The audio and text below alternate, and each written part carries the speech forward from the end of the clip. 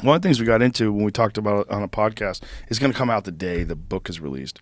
One of the things that we talked about is that he literally reads out things his haters say in comments and records it. Oh, so he does. And he then, reads the comments and then listens to it while he runs. Oh my God! But he's a psycho. Yeah, I would not recommend that.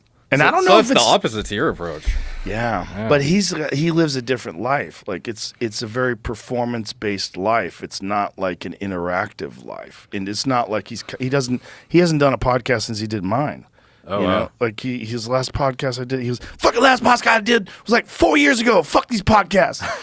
He's like, but I like you. I'll do yours. Like he's different. Like David exists in this world where he is out there pushing himself beyond the limitations of the average human being, like way beyond, in terms of like his tolerance for pain, and he believes he's extracting lessons from that.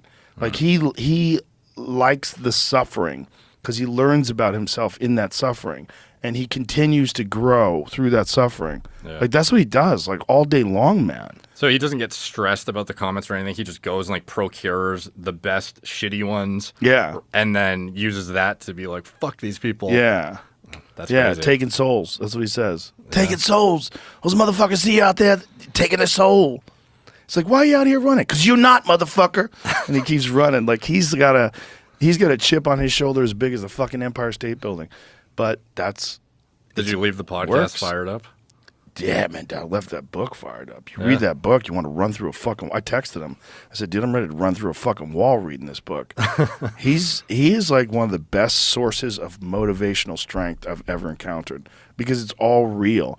And most people didn't even know how fucked up his knees were.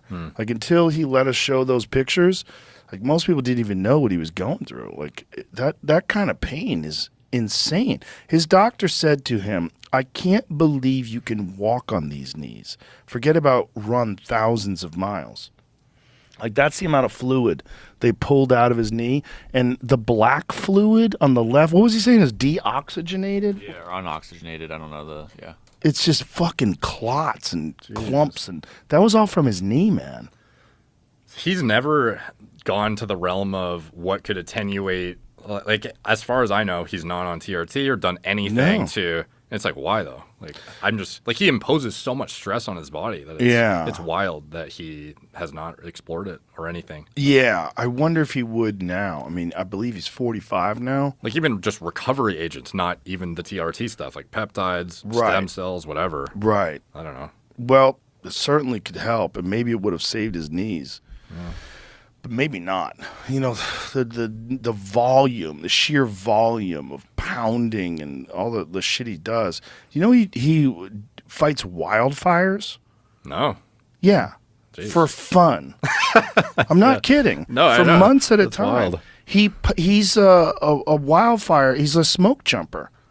So they take him out. That's him jumping out of a fucking I guess an airplane and parachutes down into these woodland areas where there's firefighters. Jesus.